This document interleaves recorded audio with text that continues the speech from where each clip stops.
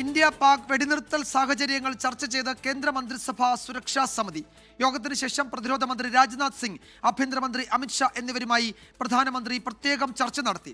കേന്ദ്രമന്ത്രിസഭാ തീരുമാനങ്ങൾ വിശദീകരിച്ച് 3 മണിക്ക് വാർത്താ സമ്മേളനമുണ്ട്. ഇന്ന് ചേരുന്ന DGMO തല ചർച്ചയിൽ കൂടുതൽ തീരുമാനങ്ങൾ ഉണ്ടായേക്കും. അതേസമയം സംയുക്ത സൈനിക മേധാവിയും 3 സേനാ വിഭാഗം തലവന്മാരും രാഷ്ട്രപതി ദ്രൗപദി മുർമുവുമായി ഇന്ന് കൂടിക്കാഴ്ച നടത്തി. ഡൽഹിയിൽ നിന്ന് ആർ അച്യുതൻ ഏറ്റവും പുതിയ വിവരങ്ങൾ നൽകും. അച്യുതൻ, ഇന്നത്തെ പ്രധാനപ്പെട്ട തീരുമാനങ്ങൾ, പ്രധാനപ്പെട്ട യോഗങ്ങൾ, ഒന്ന് കേന്ദ്രമന്ത്രിസഭ യോഗം ചേർന്നു, സുരക്ഷാകാര്യ സമിതി യോഗം ചേർന്നു, ഇപ്പോഴത്തെ ഏറ്റവും പുതിയ സാഹചര്യങ്ങൾ വിലയിരുത്തി. കൂടുതൽ തീരുമാനങ്ങൾ ഇന്ന് എടുത്തിട്ടുണ്ടാകാൻ സാധ്യതയുണ്ടോ? 3 മണിക്കാണല്ലോ വാർത്താ സമ്മേളനം. എന്താണ് ഡൽഹിയിൽ നിന്നുള്ള റിപ്പോർട്ടുകൾ? വിജയകുമാർ, ഇന്ന് 11 മണിയോടുകൂടിയാണ് പ്രധാനമന്ത്രി നരേന്ദ്രമോദിയുടെ അധ്യക്ഷതയിൽ കേന്ദ്ര മന്ത്രിസഭ സുരക്ഷാകാര്യ സമിതിയുടെ യോഗം ചേർന്നത്. ഈ യോഗത്തിൽ അതിർത്തിയുമായി ബന്ധപ്പെട്ടിട്ടുള്ള നിലവിലെ അതിർത്തിയിലെ സാഹചര്യം, ഒപ്പം വെടിനിർത്തൽ ധാരണയ്ക്ക് ശേഷം സ്വീകരിച്ചിരിക്കുന്ന മറ്റ് ഇതുമായി ബന്ധപ്പെട്ടുള്ള നയങ്ങൾ ഉൾപ്പെടെയുള്ള കാര്യങ്ങളാണ് ചർച്ചയായത്. ഭീകരവാദത്തിനെതിരെ ഇനിയുള്ള ഭാവിയിലെ തുടർ നയങ്ങൾ ഉൾപ്പെടെയുള്ള കാര്യങ്ങൾ, നിലപാടുകൾ ഉൾപ്പെടെയുള്ള കാര്യങ്ങൾ ചർച്ചയായതായാണ് നമുക്ക് ലഭിക്കുന്ന വിവരങ്ങൾ. അതായത് നിലവിൽ എന്തൊക്കെ തരത്തിലുള്ള നിലപാടുകൾ സ്വീകരിക്കണം എന്നതും ഇതിൽ തീരുമാനിച്ചിട്ടുണ്ട്.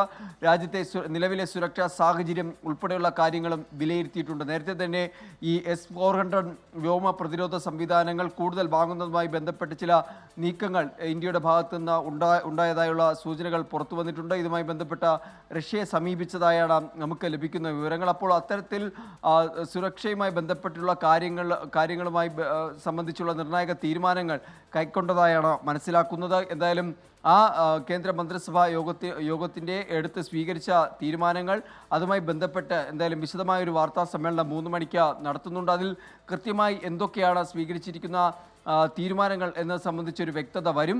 നിലവിൽ പ്രധാനമന്ത്രി തന്നെ വ്യക്തമാക്കിയിരിക്കുന്നത്, തീവ്രവാദം പാകിസ്ഥാൻ അവസാനിപ്പിക്കുന്നതുവരെ ഒരു തരത്തിലുള്ള വിട്ടുവീഴ്ചയ്ക്കും തയ്യാറല്ല രാജ്യം എന്നതാണ്. അത് നയതന്ത്രപരമായിട്ടാണെങ്കിലും അതല്ലാതെയാണെങ്കിലും ഒരു തരത്തിലുള്ള വിട്ടുവീഴ്ചയ്ക്കും രാജ്യം തയ്യാറല്ല എന്നത് എന്ന നിലപാട് വ്യക്തമാക്കിയിട്ടുണ്ട്.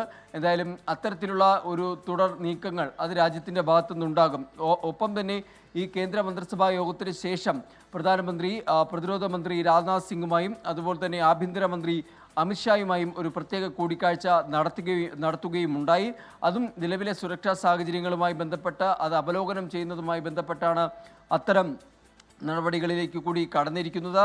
വിജയകുമാർ സൂചിപ്പിച്ചതുപോലെ തന്നെ ഇന്ന് ഇരു രാജ്യങ്ങളുടെയും DGMO തല ചർച്ചകൾ നടക്കാനിരിക്കുകയാണ്. അപ്പോൾ കൃത്യമായൊരു നിലപാട് രാജ്യം പാകിസ്ഥാനെ അറിയിക്കും. എന്താണ് നിലവിൽ സ്വീകരിച്ചിരിക്കുന്നത്, ഭാവിയിൽ സ്വീകരിക്കാൻ പോകുന്ന നയങ്ങൾ എന്തൊക്കെയാണ് എന്ന കാര്യത്തിൽ കൂടിയുള്ള തീരുമാനങ്ങൾ ഉണ്ടാകും എന്നാണ് നമുക്ക് മനസ്സിലാക്കാൻ കഴിയുന്നത്. വിജയകുമാർ.